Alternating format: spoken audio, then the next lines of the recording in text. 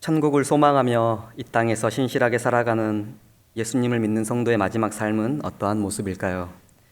사람들은 자신의 인생의 시작은 자신의 의지와 상관없이 펼쳐지지만 인생의 마지막 순간은 자신이 만들 수 있다고 생각하는 경우가 참으로 많습니다. 그래서 성도들도 예수님을 믿으면 자신의 삶의 마지막이 남들보다 더 아름다워질 것이라고 여기는 경우가 참으로 많습니다. 오전에 우리가 함께 듣고 있는 그 말씀 다니엘을 예로 들어보면 비록 포로로 끌려온 이 상황이지만 이방 나라의 총리가 되었고 먹고 사는 문제 없이 살다간 그러한 삶을 나도 살고 싶다.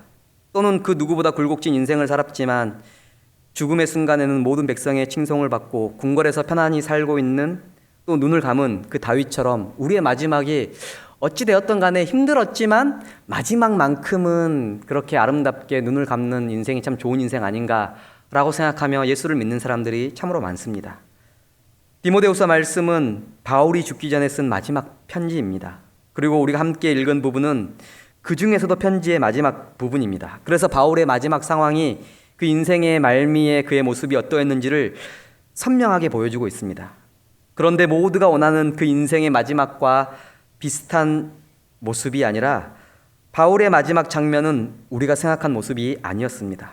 예수님을 믿으며 예수님을 인생의 전부로 여기며 모든 것을 포기하고 오직 예수님만을 전한 바울의 마지막은 처량하게 그지없었습니다.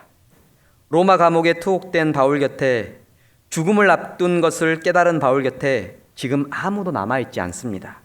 10절에 보시면 그의 동역자 중 하나인 데마, 그는 세상을 사랑하여서 바울을 버리고 데살로니가로 떠났다라고 나오고 있습니다. 16절에서 바울이 처음 로마 감옥에 갇혔을 때는 바울과 함께 있던 사람들이 다시 로마 감옥에 갇히게 되자 지금 죽음을 앞둔 바울을 버리고 많은 사람들이 떠나갔다라고 이야기하고 있습니다. 너무나 많은 사람들이 바울을 배신하거나 바울을 떠났기 때문에 바울은 16절에 나와 함께한 자가 하나도 없고 다 나를 떠나버렸다라고 말하며 지금 마음 아파하고 있습니다. 아마 저와 여러분은 지금 이러한 상황에 있는 바울에게 다음과 같은 말을 해주고 싶을 것입니다. 사람이란 원래 다 그렇습니다.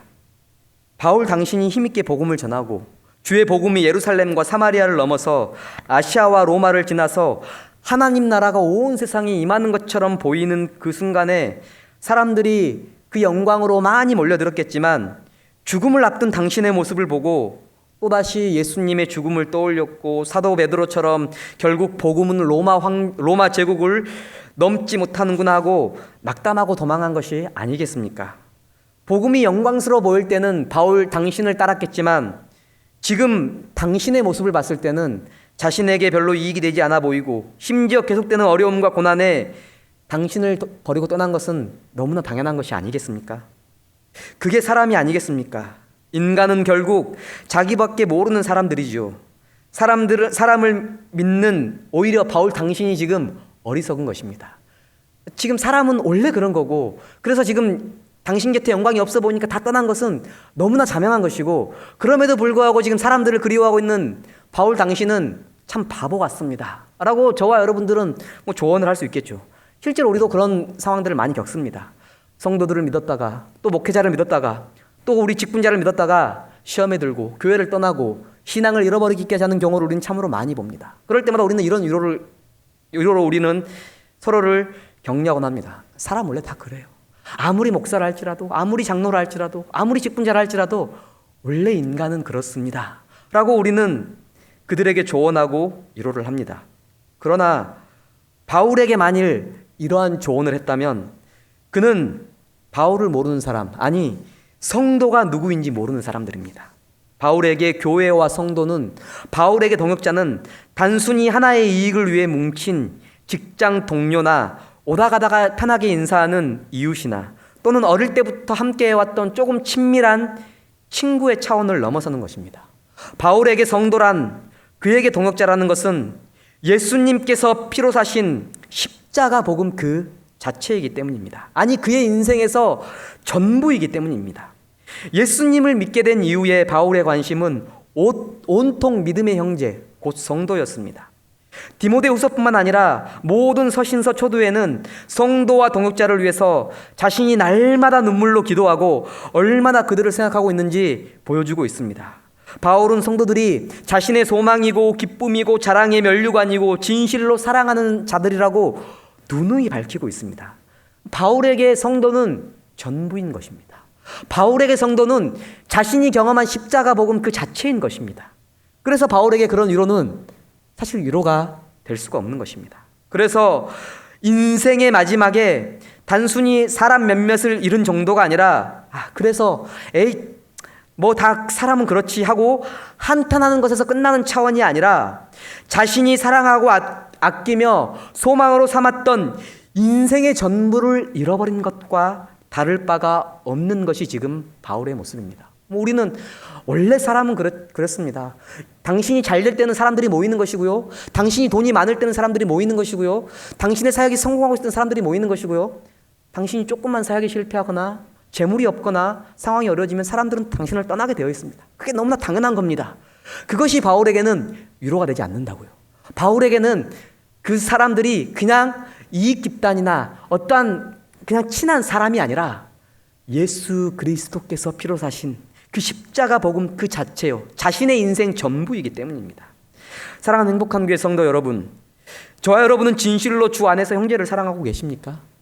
죽음을 앞둔 순간에서도 그의 아쉬움과 안타까움은 떠나버린 성도였을 정도로 형제를 사랑하는 바울처럼 우리의 인생 마지막 순간에 가장 기억에 남는 또 애틋한 존재가 주 믿는 성도가 과연 맞을까요? 요즘에 코로나 때문에 성도들을 볼 수 없고 구역원들을 볼 수 없고 또 함께했던 우리 팀원들, 부서들 또 주일학교 아이들을 볼 수 없습니다. 그 볼 수 없는 그 심정에 지금 애타하고 계시고 눈물을 흘리고 계시며 그들을 위해 기도하고 계십니까? 정말 그들을 나의 전부로 여기며 오늘도 그들을 보지 못하는 것 때문에 안타까워하시며 그들을 그리워하고 계십니까? 성도를 향한 마음이 단순히 그들을 통해서 교회를 확장하거나 인간적인 마음으로 그들에게 다가갔던 것이 아님을 우리는 말씀을 통해서 알 수 있습니다. 바울이 그들을 향한 마음이 단순히 교회가 좀 부흥하는 그런 차원이 아니라는 것이죠. 바울은 자신과 복음을 포기하고 떠나버린 그들에게 오늘 말씀해 보시면 16절에 그들이 다 나를 버리고 떠났으나 그들에게 허물을 돌리지 않기를 원하노라라고 밝히고 있습니다. 다시 말해 지금 바울은 심지어 그들이 떠났을 때에도 그들에게 허물을 돌리지 않겠다고 말하면서 그가 성도를 대했던 마음이 단순히 인간적인 차원이나 어떤 교회를 확장하기 위한 것이 아니었다는 것을 다시 한번 말해주고 있습니다. 심지어 자신을 강력하게 대적했던 자신에게 해를 입혔던 구리 세공업자 그 알렉산더에게조차도 그가 심히 분을 품거나 또는 강력하게 대적을 하거나 다시 당한 만큼 직접 대갚아 준 것이 아니었습니다. 오늘 말씀해 보시면 도리어 자신을 대적한 그의 모든 행위를 선하신 주님의 판단에만 맡기고 있습니다. 우리는 성도들을 향해서 나를 배신하고 떠난 그 성도를 향해서 분을 품고 되갚아 주기를 원하고 그가 열심히 사역했다 할지라도 지금 상황에서 막 자신이 원하던 만큼 못했을 때에 왜 저럴까 참 마음이 안타깝고 또 그들을 좀 원망할 때가 참으로 많습니다. 그러나 바울은 그들에게 허물을 돌리지 않을 뿐더러 그들의 모든 행위를 오직 주님께만 지금 의탁하고 있습니다. 바울의 성도 사랑은 단순히 인간적인 감정이나 자신이 추구했던 사역의 유익의 차원이 아니라 그의 성도 사랑은 예수 그리스도를 진실로 믿는 데에서부터 예수 그리스도를 진실로 사랑하는 데서부터 기인했기에 비참해 보이기까지 한 이 마지막 순간조차도 그의 마음은 성도를 향해 있었습니다. 그리고 지금 이러한 아픔과 상처 속에서 바울의 시선은 다시금 주님에게 향해 있습니다. 17절과 18절에서 주께서 내 곁에 서서 나에게 힘을 주셨다. 내가 사자의 입에서 건짐을 받았다. 주께서 나를 모든 악한 일에서 건져내시고 또 그의 천국에 들어가도록 구원하실 것이다. 그러니까 성도로부터 어려움을 겪었을 때에 다시금 바울의 시선은 주님이었습니다. 이렇게 또 생각할 수 있을 것입니다. 결국 예수님밖에 없구나. 사람들 아무리 잘해줘봤자 아무리 성도에게 연락하고 기도하고 도와주고 챙겨봤자 결국 내가 힘들 때는 나 몰라라 하고 내가 없을 때는 다 나를 떠나버리더라. 내가 정말 힘들었지만 구역장으로 섬길 때에 우리 구역원들을 엄청 열심히 챙겼고 아무리 힘들게 열심히 챙겼다 할지라도 우리 구역원들 아이고 그 2년 구역 바뀌면 나 몰라라 하고 심지어 내가 필요하다 할 때는 전화도 안 받더라. 뭐 이렇게 생각하실 수 있을 것입니다. 아플 때 찾아가주고 기쁠 때 함께 웃어주며 함께 사역 열심히 했는데 돈 문제 때문에 나를 배신하더라. 나에게 마음의 상처를 입히더라. 사람은 믿을 게 못 된다라는 사실을 바울도 인생의 마지막에서 겨우 깨달았는데 그래서 그 바울의 인생의 마지막에서 결국은 바울도 주님밖에 없구나라고 고백했는데 다행히 나는 심각하게 상처받지 않고 조금 상처가 받았을 때쯤에 깨달은 게 너무 다행 아닌가? 나는 그래도 구역장으로 힘들었지만 바울만큼 이렇게 인생의 말년이 비참하지 않았기 때문에 다행 아닌가? 혹시 이렇게 생각하고 있는 성도님들이 계실까요? 그렇다면 우리는 이 바울을 잘못 알고 있는 것입니다. 9절에서 바울은 디모데에게 너는 어서 속히 내게로 오라. 21절의 말씀에서도 너는 겨울 전엔 어서 오라. 11절에는 내가 올 때에 마가를 꼭 데리고 오라. 바울은 많은 이들에게 배신을 당하고 버림을 받았지만 마지막까지 다시금 그의 소망은 성도의 얼굴을 마주하고 동역자를 만나는 것이었습니다. 그는 마지막까지 복음으로 인하여 성도들에게 외면받고 버림받았지만 결국 그의 시선은 성도들을 향하여 있었습니다.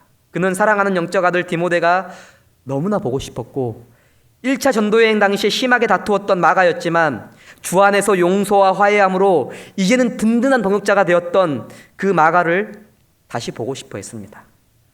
또한 그는 목숨을 장담할 수 없는 지금 이 순간에도 자신을 떠나지 않고 곁을 지키고 있는 누가가 있다라는 사실을 언급하고 있습니다. 더 나아가 자신을 떠나 있지만 주께서 맡기신 곳에서 복음을 위하여 분투하고 있는 동역자 그레스게와 디도를 언급하고 있습니다. 디모데를 대신하여서 잠시 에베소를 맡고 있도록 자신이 보낸 그 두기고도 마찬가지로 바울의 든든한 동역자였습니다. 바울의 참 위로와 평안은 모두가 그를 떠났지만 여전히 그와 함께 하시는 주님이었다는 데는 변함이 없습니다. 그의 참 평안과 위로는 주님이었습니다. 오직 예수 그리스도 그분이었습니다. 그럼에도 불구하고 그에게 여전히 포기할 수 없는 한 가지가 있었습니다. 17절에서 주께서 곁에 서서 힘을 주시는 그 이유를 이방인에게 복음을 듣게 하려 함이라고 밝히고 있습니다. 다시 말하면 그래서 그의 관심은 여전히 자신의 마지막 순간까지도 복음을 전해야 할 성도이고 함께 복음을 전하고 있는 동역자이고 오늘도 자신 곁에서 복음을 위해 같이 울어주고 있는 형제를 향하여 바울의 시선은 고정되어 있습니다. 이해가 되십니까? 그렇게 상처받고 그렇게 자신을 어렵게 하고 자신을 고난에 처하게 만들고 마지막 순간조차도 바울을 지키지 못하는 그들에게 바울의 마지막 숨을 걷는 그 시선이 향해 있다는 것입니다. 왜 그랬을까요? 예수님이 자신을 그렇게 사랑하셨기 때문입니다. 예수님이 그런 바울을 살리셨기 때문입니다. 예수님이 오늘도 성도를 그렇게 사랑하시기 때문입니다. 예수님이 오늘도 그렇게 교회를 사랑하시기 때문입니다. 바울은 그래서 마지막까지 주 앞에 가는 그 순간까지 예수님으로 인하여 성도와 믿음의 동역자들을 위하여 기도하고 권면하고 복음으로 함께하기를 소망한 것입니다. 그래서 바울의 인생의 마지막 편지인 이 디모데후서에서조차도 다른 편지와 다르지 않습니다. 바울은 마지막 편지, 여러분 인생의 마지막입니다. 마지막 글을 적고 있습니다. 어떤 글을 쓰겠습니까? 저라면 마치 내 인생의 마지막 자서전과 같은 그런 글에서 자신의 화려한 인생을 나열하거나 과거에 자신이 쌓아올린 이 복음 전도의 엄청난 신앙의 업적을 자랑했을 것입니다. 그런데 바울은 자신의 화려한 업적을 나열하지도 않고 과거에 엄청나게 화려한 전도 여행의 그러한 모습을 자랑하고 있지도 않습니다. 또는 그가 지금까지 알아왔던 복음의 교리, 신앙의 진수를 장황하게 풀거나 교리를 그들에게 가르치고 있지도 않습니다.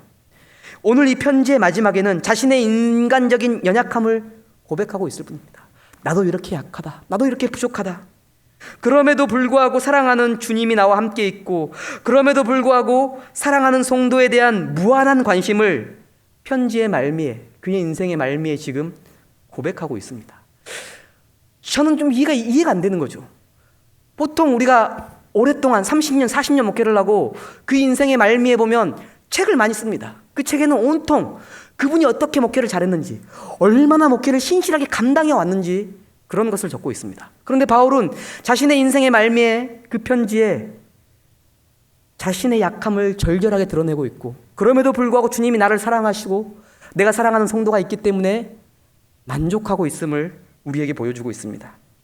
주 안에서 진실로 사랑하는 행복한 교회 성도 여러분, 여러분의 인생의 마지막은 어떠하실 것 같습니까? 주께서 살게 하신 그 인생의 끝자락에서 사명을 감당하고 주를 만날 때에 그때에 우리는 무엇을 하고 있으며 여전히 그때 우리는 무엇을 원하고 있을까요? 인생의 마지막에 이르면 모든 사람들이 누구든지 안정되고 편안한 삶을 추구합니다. 그것은 바울도 예외가 아니었을 것입니다. 그러나 일생 동안 복음 전도의 사역에 헌신한 이 사도 바울은 인생의 끝자락에서조차도 삶의 평안과 안위를 추구한 것이 아니라 아무도 없는 것을 발견했습니다. 그의 인생이 그의 사람의 인생이란 덧없는 것임을 발견했습니다. 오늘 본문에서 바울의 마지막 바람은 단 3가지뿐이었습니다. 우리 13절 한번 읽어보겠습니다. 내가 올 때에 내가 드로아 가보의 집에 둔 겉옷을 가지고 오고 또 책은 특별히 가죽 종이에 쓴 것을 가져오라. 여기에 책은 성경을 가리킬 것입니다. 따라서 바울은 차디찬 감옥에서 삶의 마지막 때에 자신을 따뜻하게 해줄 겉옷, 우리 주님을 깊이 묵상할 성경, 마지막으로 그와 함께 해줄 사람들을 원했습니다. 바울은 3가지를 원했습니다. 겉옷, 성경, 성도. 육신의 필요를 상징하는 겉옷 한 벌은 마치 이 땅에서 인간이 살아갈 최소한의 필요를 이야기하고 있는 것 같습니다. 우리가 삶을 살아가는 데에는 사실 많은 돈, 더 좋은 집, 더 맛있는 음식, 남들이 더 부러워할 만한 아름다운 그 화려한 것들을 필요로 하지 않습니다. 이것은 꼭 필요한 것이 아닙니다. 도리어 성도들은 이러한 것들을 주를 위하여 내려놓고 주를 위하여 사용하는 사람들입니다. 차디찬 인생의 겨울을 막아줄 옷 한 벌, 그것은 아마 성도는 풍족하게 사는 자들이 아니라 일용할 양식을 주시는 그 주님의 은혜로 산다라는 것을 바울은 고백하고 있는 것입니다. 나에게는 이 추위를 덮어줄 겉옷 한 벌이면 족하다라고 고백하고 있는 것입니다. 인생의 마지막까지 우리에게 필요한 것은 그가 성경을 원했던 것처럼 주의 말씀과 바로 주님 그분과 믿음의 형제들 뿐이었습니다. 6절과 7절에서 자신은 죽음 앞에서도 선한 싸움을 싸우고 예수님을 향한 믿음을 지켰다라고 담대하고 힘있게 고백하면서 이로 인해 예비된 의의 면류관은 자신의 혼자만의 것이 아니라 주의 나타나심을 사모하는 모든 사람들, 곧 함께 믿음을 지킨 성도들도 동일하게 그 은혜를 누려야 할 사람들, 함께 하나님의 나라를 함께 가야 할 사람들이라고 고백하고 있는 것입니다. 만약에 저라면, 다 나를 버리고 떠난 성도들이라면 나는 믿음을 지켰으니까 니들 뭐 지옥에 가든 말든, 니들 뭐 어떻게 되든 말든 나는 의의 면류관 받게 될 것이다라고 오히려 고소하게 생각할 수도 있었을 것입니다. 바울은 지금 그렇게 생각하고 있지 않습니다. 자신이 믿음을 지키고 선한 싸움을 싸웠고 주님 앞에 지금 면류관이 예비되었지만 그 면류관이 기쁜 이유가 너희들도 함께 그 면류관을 받을 것이고 그의 나라에서 함께 살게 될 것임을 바울은 말하고 있습니다. 하나님의 나라는 예수님이 계시는 곳이고 그곳에는 같은 믿음으로 인생의 여정을 부단히 걸어온 믿음의 씨름을 열심히 해온 성도들이 함께 모여서 영원토록 예수님 그분으로 인하여 즐거워하고 기뻐하는 곳이기 때문입니다. 이 땅에서 예수님으로 살지 않으면서 이 땅에서 교회와 성도를 위하여 사랑하고 헌신하지도 않으면서 천국을 소망할 수 있겠습니까? 제가 말하는 것은 헌신과 일의 차원을 말하는 것이 아닙니다. 하나님의 나라는 예수님으로 인하여 기쁜 곳이고 성도로 인하여 영원토록 즐거워하는 곳인데 천국을 소망한다라고 말하면서 이 땅에서 예수님 때문에 즐겁지 않고 이 땅에서 성도 때문에 즐겁지 않다면 우리가 왜 천국을 소망하는 것이며 천국을 바랄 수 있느냐는 것입니다. 인생의 마지막까지 세상의 모든 것을 쥐고 또 죽은 이후에 천국의 모든 것을 쥐는 것이 십자가 복음이 말하는 구원이 아니라는 것입니다. 근데 많은 사람들이 이 땅에서도 인생의 마지막까지 많은 것들을 쥐고 있다가 죽는 순간에 그 쥔 것을 놓고 죽었을 때 예수님을 줄 수 있을 것처럼 말하고 그것이 마치 구원인 것처럼 말한다는 것입니다. 그러나 진짜 구원은 이 땅에서도 마지막까지 예수님과 그분의 몸된 지체를 놓지 못하고 사랑하는 것, 그리고 죽음 이후에도 영원토록 주의 나라에서 예수님과 그분의 몸된 지체, 곧 성도들을 사랑하는 것이 바로 구원받은 사람의 모습이고 하늘나라의 모습입니다. 그러한 사람만이 이 땅에서 가난한 자 같으나 많은 사람을 부요하게 만들고, 이 땅에서 아무것도 없는 사람들 같으나 주의 나라에서 모든 것을 가진 자들입니다. 세상의 관점에서는 복음을 위해 생명을 다한 사도 바울은 인생의 끝자락에서 아무것도 없이 초라해 보일 것이나, 하늘의 관점에서는 주의 나라의 모든 것을 가진 자가 된 것입니다. 주의 나라에는 예수님과 성도밖에 없기 때문입니다. 주님의 나라에 뭐 황금집, 뭐 집, 이거는 다 상징적이고 비유적인 표현입니다. 그 나라에는 주님과 주님을 찬송할 성도, 그 존재로 인하여 영원토록 즐거워하는 곳이기 때문입니다. 그래서 바울은 아무것도 안 가진 그 순간에 모든 것을 가진 자처럼 자신의 인생의 마지막을 주께서 함께 하심으로 인하여 기뻐하고 있고 성도들을 향하여 사랑을 고백하고 있는 것입니다. 저와 여러분은 인생의 마지막 순간이 되었을 때에 무엇을 원하고 있고 무엇을 바라고 있을까요?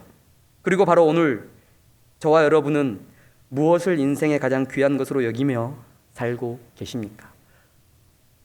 지금은 뭐 세상에 좋은 것들이지만 인생의 마지막에는 어차피 천국 가야 되니까 그때 예수님과 성도를 사랑하겠습니다 라고 말한다는 것은 참으로 어리석은 것입니다.